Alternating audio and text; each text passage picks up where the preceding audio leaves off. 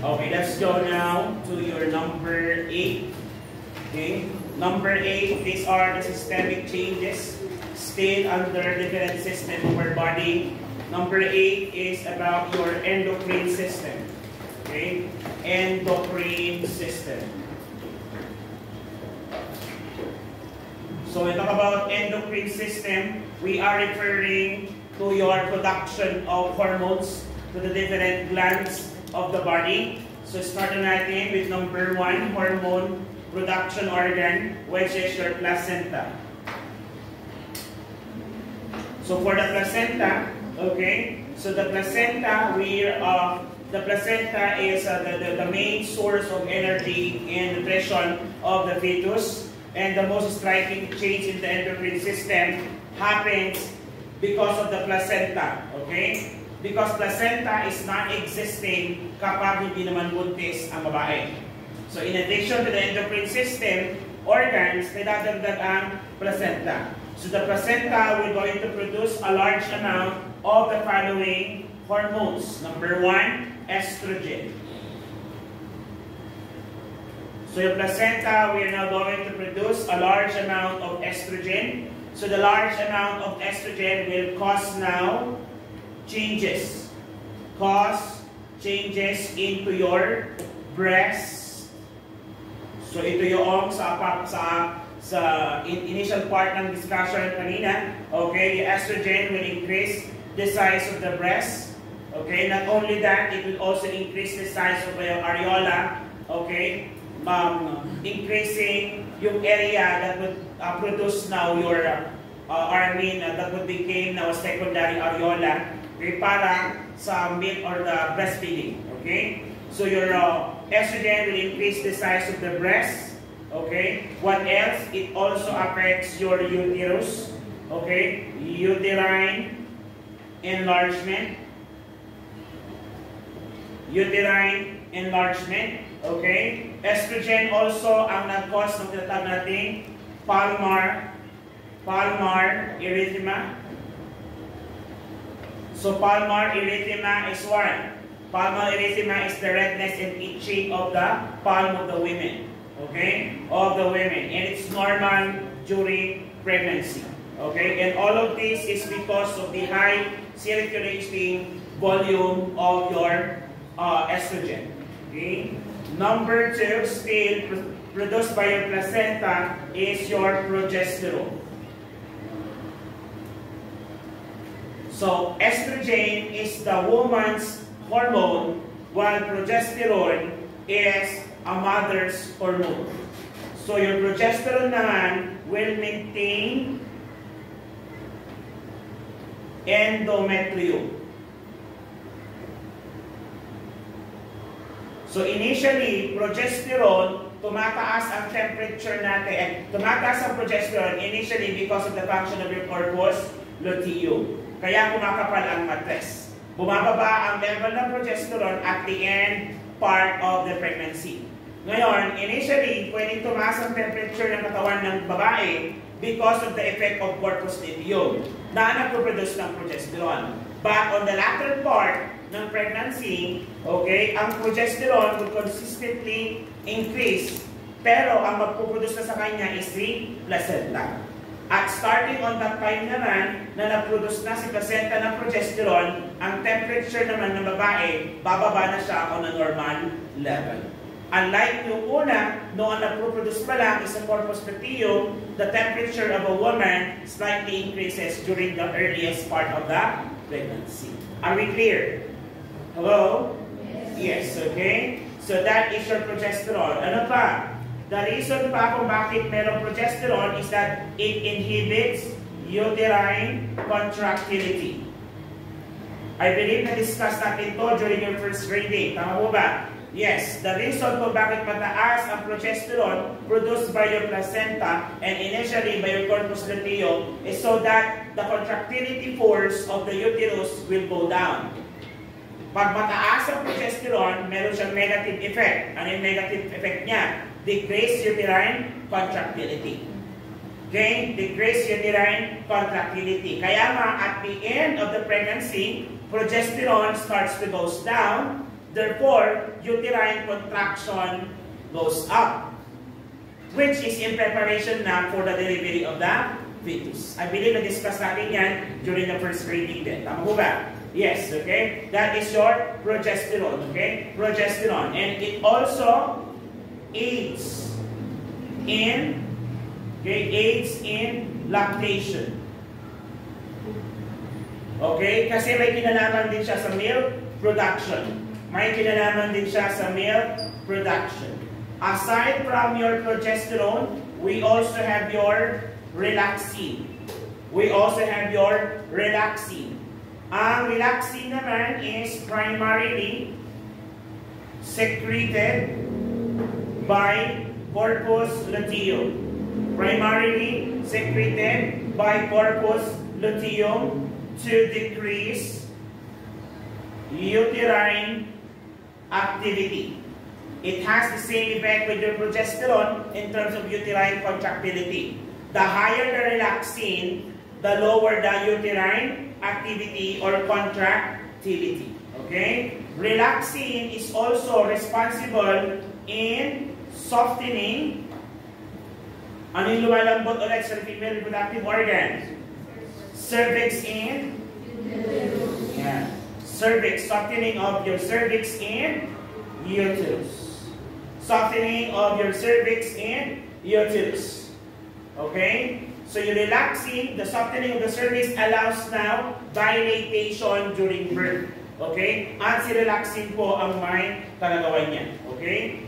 Next, aside from the hormone, we also have your HCG. Human chorionic gonadotropin hormone.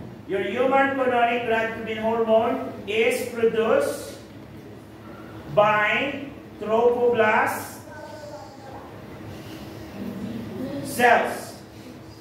So, to produce by trophoblast cells. So, talk about trophoblast cells. This is the outer layer of the embryo. Tama ba? Yes. And everything that's made up of trophoblast produces HCG. What are the organs or what are the structures inside the womb which is made up of trophoblast? Placenta. What else? Amniotic membrane. How about your cord? Yes, it's made up of your what? Made up of your trophoblast. So all those structure produces HCG, including your placenta. Okay? Number 5, HPL. What is HPL? Human. HPL nga.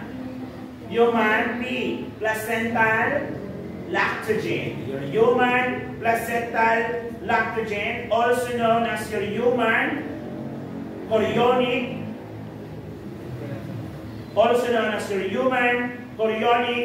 somatotropin. So that's human chorionic somatotropin. From the word itself, okay, human chorionic somatotropin. These are hormones produced by your placenta. Okay, placenta. At ano ang ginagawa nito?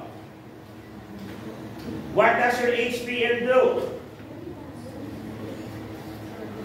Mammotropin. What does human placental lactogen? What does it do? Promotes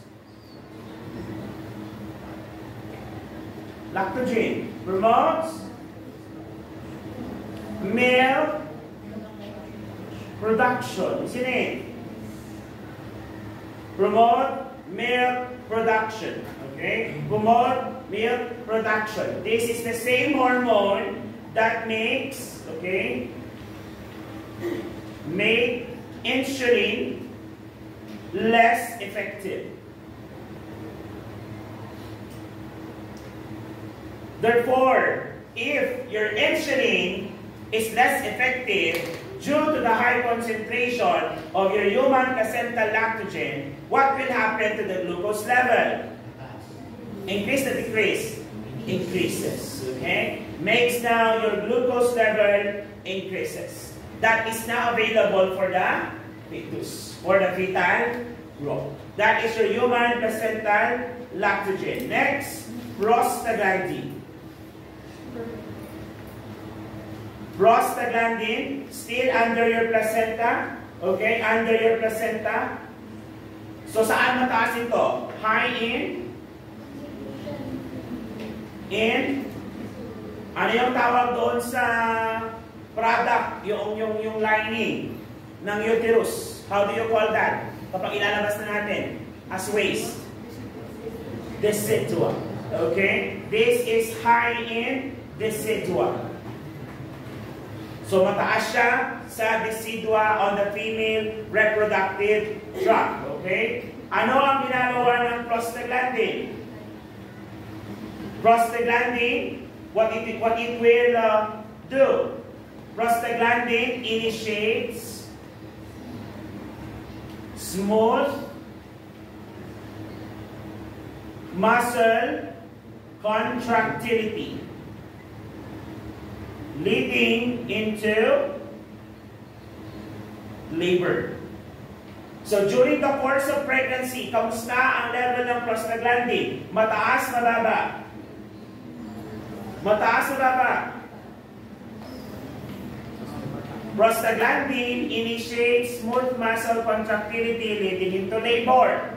During the course of pregnancy, prostaglandin level is high or low? Low. At the end part of the pregnancy, tataas ba siya? So it's safe to say that whenever progesterone goes up, prostaglandin goes down. At pag nag-umpisang bumaba sa progesterone, tataas si prostaglandin, preparing now for the contraction for the delivery.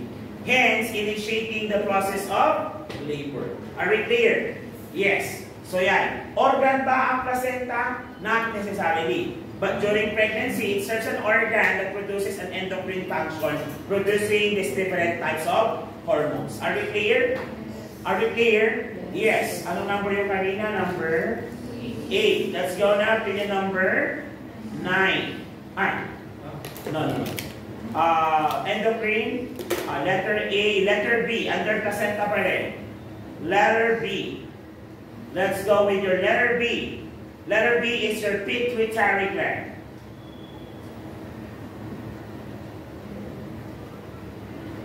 So your pituitary gland. So your pituitary gland is affected by pregnancy because there is one. Ano nangyayari? Hyposecretion, hypersecretion. During pregnancy, what will happen in the pituitary gland? Hypo or hypersecretion? Hyposecretion. Ano po ba yung pinoproduce ni pituitary gland? Decrease FSH and decrease LH. Isn't it that FSH and LH is the responsible para sa ovulation, para itaas ang level ng estrogen and progesterone? Isn't it? So from the hypothalamus, maglalabas ng gonadotropin releasing hormone, tama ba? That will stimulate the pituitary gland to produce luteinizing and follicle stimulating hormone that goes into the ovary to produce your estrogen and progesterone, which are the hormone for your ovulation. So pag nag-ovulate ang babae, what will happen? Magiging fertile. The body is now preparing to get pregnant. The progesterone will now thicken the uterus, isn't it? In preparation for possible implant. Where? Yes, and the ovum will wait now in the ampulla until the egg or the sperm cell will meet the egg cell into that ampulla. So, pag nag-meet sila, nag-unite, after 24 hours, fertilization occurs. Tama ba? Yes. Then after 24 hours, zygote formation. Isn't it? The zygote will start to divide until 8 days magiging morula. And on the 10 to 12 days, pupunta siya doon sa uterus, specifically on the fundus for implantation, for the presence of your embryo. So the embryo is made up of your embryoblast, while the surrounding, which is covering the embryo, is made up of your trophoblast cells. The trophoblast cells will now increase the production of HCG. That is why, at as early as 10 to 12 days, pwede yung positive ang pregnancy because of the presence of trophoblast cells. Are we clear? So mag-count ka na from the last time that you have intercourse, 10 to 12 days, pregnancy test ka. Lalo ka pa, unsafe sex ang ginawa. Clear? Are we clear? Yes. So binalikan mo lang ang discussion natin ng first grade eh, isn't it? Yes, okay? Oh, diba? So that is your pituitary gland. So nagkaroon ng hyposecretion causing now decreased FSH and LH. Are we clear? Yes. And on the late pregnancy, on the latter part of pregnancy, okay, pituitary gland releases oxytocin. Pituitary gland releases oxytocin. Then the release of oxytocin causes positive feedback, and the positive feedback would initiate more oxytocin. Clear? So sa endocrine system natin, based on your anatomy and physiology, majority of the endocrine system creates your negative feedback. When you say negative feedback, when a specific function increases, hormone decreases. Pag tumaas naman ang hormone na to, ibababa niya naman yun. So parang meron silang inverse relationship. Tama po ba? Yes, kapag oxytocin naman, ang ginagawa niya is positive feedback. Habang tumataas, lalo pang tumataas. Ganyan ang epekto ng oxytocin. Okay? Positive feedback effect. Okay? Under your pituitary gland. Are we clear? Yes. Okay? Letter C. Letter C. Thyroid and parathyroid glands.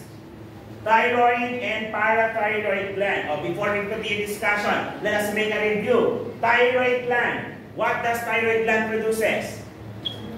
3 specific hormones. Starts with T. Sir, T. So T starts with T. Kasi tatlo sila. O, T3. Ano? T3 and T4. Okay? Thyrocalcitonin.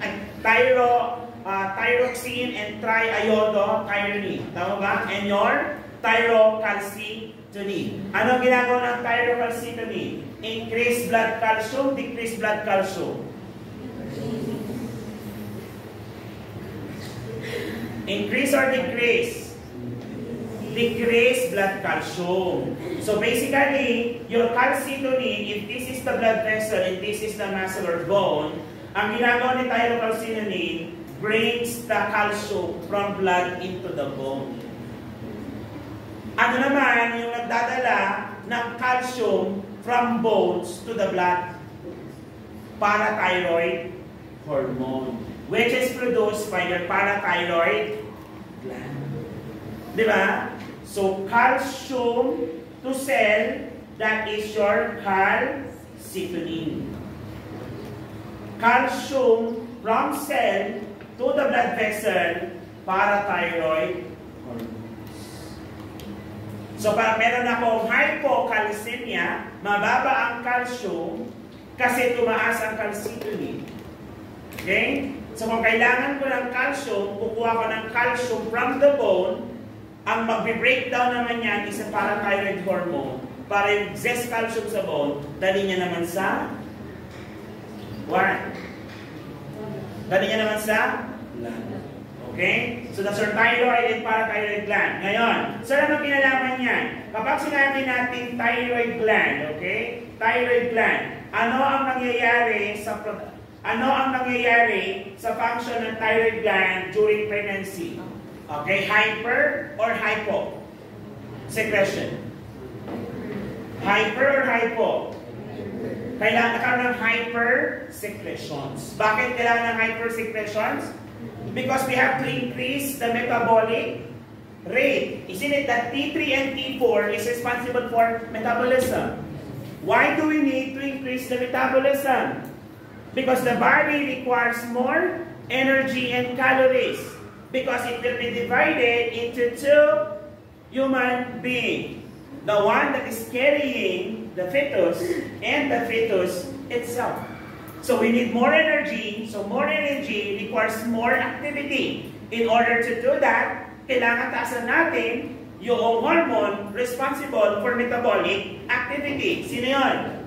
T3 and T4 produced by your? Are we clear? Yes. So depende sa level ngayon ng calcium, kung tataas ba ang calcitonin or tataas si parathyroid hormone. Pag bumaba ang calcium sa dugo, tataas si parathyroid hormone, bababa si calcitonin. Pag tumaas naman ang calcium sa dugo, tataas si calcitonin, bababa naman si parathyroid hormone. Clear? Basic yan, anatomy and physiology. Okay? So tinuro ko yan sa anak ko nung 4 years old siya. Naka-pressure naman. Am I right? Yes, sana lang. Okay? Next, letter D. Adrenal gland. Still part pa rin po ito ng endocrine system. Adrenal gland. Okay? Pag sinabing adrenal gland, nasa ang adrenal gland? Sitting on top of the kidneys, isn't it? So if this is your kidneys, yes, nandyan siya, oh. Ayan. Sitting on top of the kidneys. Both kidneys pa meron yan? Yes, okay. Palakihin natin si adrenal gland. So, pag hinati mo si adrenal gland sa half, meron tayong gitna, meron tayong gilid. So, para namang neurons. Pwede naman, right? Para pa siya neurons. Diba? Yung neurons, tapos nandyan yung synapses. Ganon. Nakalimutan nyo na yan na. Neurons. Okay, dito lang tayo. Ang tawag yan ay adrenal gland. Anong tawag sa gitna? Dahil gitna siya, medulla na. Ano? Medulla. Kasi middle, sir, kaya medulla. Oh, pwede naman. Okay. Kanya-kanyang cream. Am I right? Medulla. Okay, iba yan medulla oblongata ha. Sa brain yun. So medulla, ano naman tawag sa gilid? Anong side? Cortex. The medulla in the cortex. Okay? So si medulla produces 3 hormones. Ano yung 3 hormones na yun? A, P. Nor, A, P. Dopamine. Ano naman ang pinaproduce ni cortex? Cortisol, tama? Ano yung cortisol na yun? Mineralocorticoids. Glucocorticoids. Androgenocorticoids. Ano ang tawag sa kanila? The cortisols. In layman's, corticosteroids. In other words, steroids. Tuloy tayo. Mineralocorticoids is commonly known as your aldosterone. Narinig ka na ba si aldosterone? Diniscuss siya sa pharma. Ano ang epekto ni aldosterone sa katawan? Anong epekto niya? Pag tumaas ang aldosterone, anong epekto? Dami tubig, konti tubig.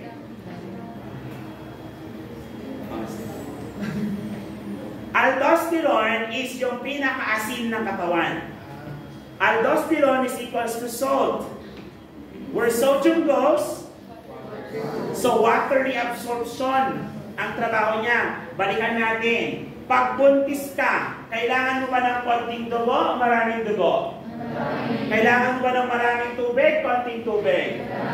Since kailangan mo ng maraming tubig, anong gagawin mo sa tubig ng katawan? Ilalabas, i-retain. I-retain. So anong nangyayari sa tubig ng katawan, sa kidney? Retention or frequency? Retention or frequency? Retention or frequency? Retention or frequency?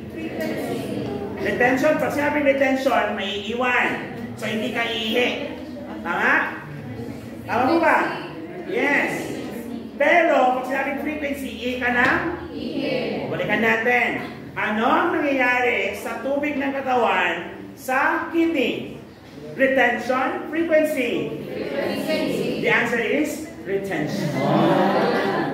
Why? Balik tayo. Kailangan ba ng tubig ng katawan? Yes. Since kailangan yun ng tubig, kailangan natin pataasin yun by reabsorbing the water and not excreting it. Sir, kasi ang buntis, urinary frequency. Iba silang ihi. Yes. Bakit sila ihi ng ihi? Dahil ba marami silang tubig? No. Dahil si bladder ay naiihi.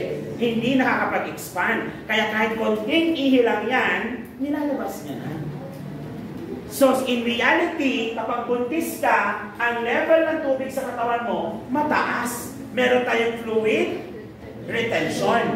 Kaso nga lang, nagmamanifest yung urinary frequency not because maraming tubig na nilalabas. Konti lang ang ihi na ginagawa ng kidney. Bakit ihi ng ihi? Kasi masikip yung lugar. Kaya nilalabas na lang. Clear tayo? So, anong nangyayari pag buntis? Fluid retention or fluid excretion? Fluid retention. O ngayon, na-establish na natin na kailangan ng buntis ng tubig. Isinin. Since kailangan ng buntis ng tubig, saan ba nare-reabsorb at nare-regulate ang tubig? Number 1, colon. The other one is kidney, which is the main fluid reabsorption organ ng katawan natin. Tama po ba? Specifically in your distal tubules. Anatomy physiology. Hindi ba? Pag yan si kidney nyo, mayroon parang mga ganyan. Anong tawag dyan? Glomerulus. Tama? Si glomerulus, pag nilakihan mo, ganito ang itsura niya.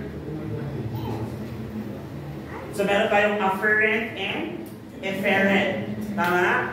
Tapos, nagkakaroon ng active pressure, meron tayong distal and proximal tubules. Tama? And before tayo makalagay ng distal tubules, meron tayong loop of the loop of Henle reabsorbs sodium. Ano na ulit si sodium? Aldosterone. So, tataas ang aldosterone, tataas ang sodium. Clear? Saan nare-reabsorb ang sodium?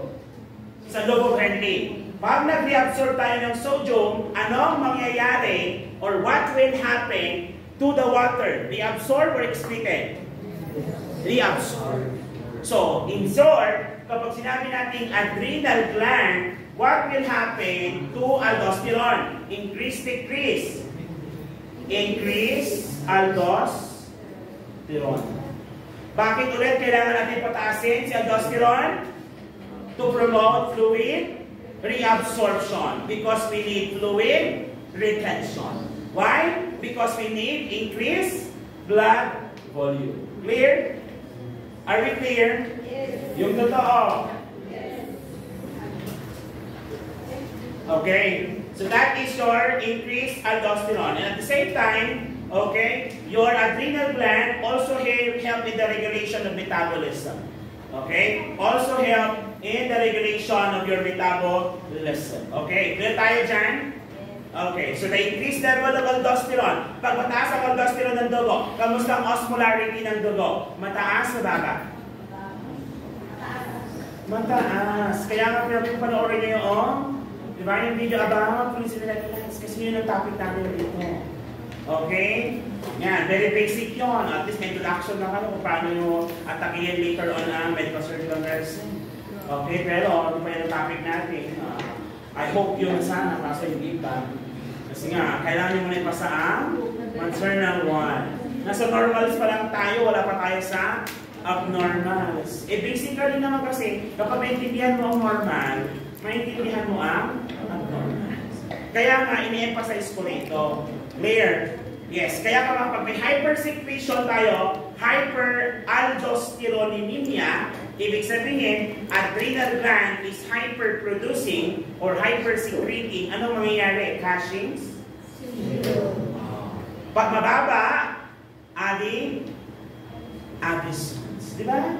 Yes, discuss yan. Yun yung first topic nyo under your pharmacology when you start discussing your pharmacologic drugs Non-steroid, your anti-inflammatory drugs, immune drugs. Ends up. Yan, sa yung una, corticosteroids. Corticosteroids yung topic na to. Very basic. Did you get that? Yes. So, number tayo. After ni adrenal gland, letter E.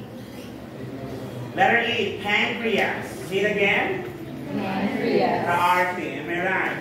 So, pancreas. Pag sinabi natin pancreas, guys, may dalawang function ito. Meron tayong metabolic, then meron tayong endocrine.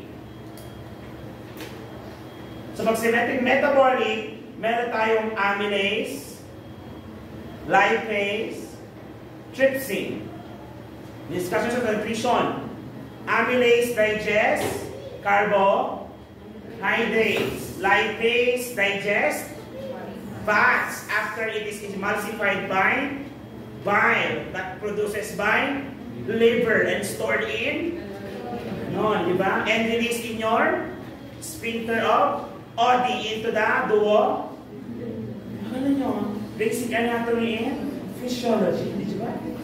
Okay. Next, endocrine. Ano naman ang pinaproduce niya pag endocrine function? Insulin and ano yung kabalitan ng insulin? Insulin, insudown. Hoy! Anong kabalitan ng insulin? Sigaw mo. Glucose. Very good. Sulat mo yung glucose dyan para malika. Am I right? Glucagon. Anong glucose? Basic anatomy physiology. Tama ba? Ano kailangan niyo na to? Mag-disease process kayo by next sem. Okay? Di ba meron kayong type 2 gestational diabetes mellitus? Para maintindihan mo ang gestational diabetes mellitus, kailangan alam mo ang endocrine function ng pancreas. Excited na ba sa mga diseases? Parang hindi sige, insulin. Okay. Ngayon, kapag ang babae ay buntis, what will happen to the pancreas? Okay? Nagkakaroon tayo ng hyperproduction. Okay? Nagkakaroon tayo ng increase insulin level.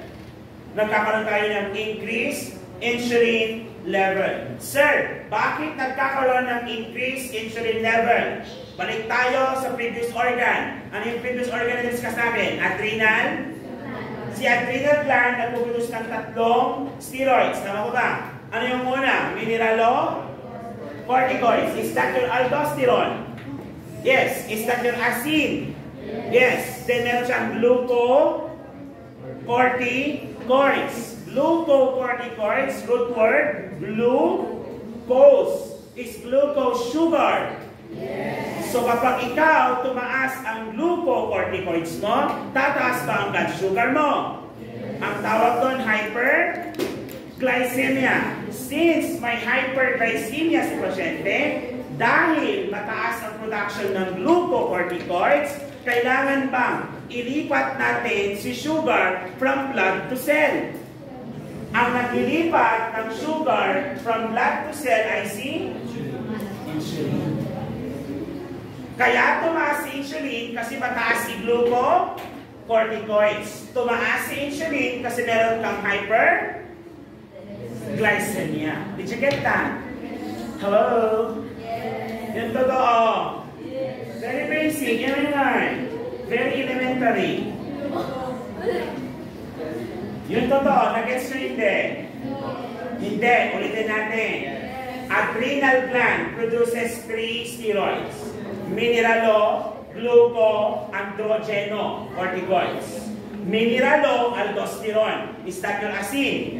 Yes. Kaya nga nare-retain ang fluids kasi mataas ang acid. Clear? Glucocorticoids. Is glucocorticoids glucose? Yes. Kung glucose siya, asukal ba siya? Yes. Tataas ba ang level ng asukal sa dugo? Yes. Anong tawag doon? Kung may hyperglycemia tayo, kailangan ba i-transfer siya from blood to cell? Yes. Kasi ba ang glucose pagkain ni cell? Para mailipat si glucose from blood to cell, ano gagamitin? Insulin. Si insulin, produce ng anong organ? Ano ito? Produce ng anong organ? Yes. Which is an endocrine organ. Clear? Are we clear? Yung totoo, kaya nagkakaroon tayo ng hyperinsulinemia. Ibig sabihin, tumaas ang insulin level sa ating dugo para ilipat yung excess glucose produced by your adrenal gland from blood into the cell for metabolic use. Are we clear? Yung totoo. Yung totoo.